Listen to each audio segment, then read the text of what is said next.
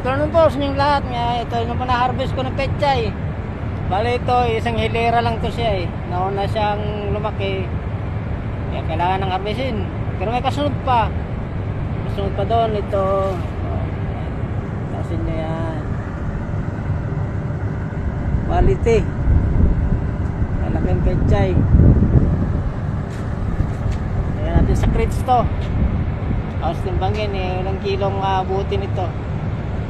Isang hilera lang to siya eh. Ayan natin yan sa crates.